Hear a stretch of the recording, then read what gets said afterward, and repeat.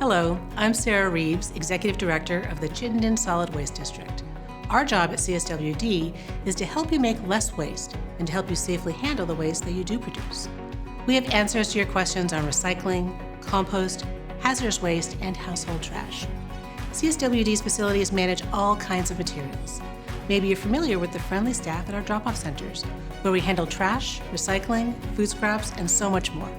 Or maybe you've brought hazardous waste or leftover paint to the environmental depot.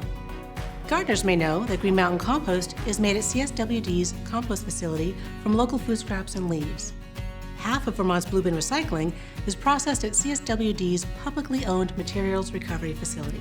We're award-winning educators. We advocate for statewide waste reduction policies, and we work with local reuse programs to further those goals.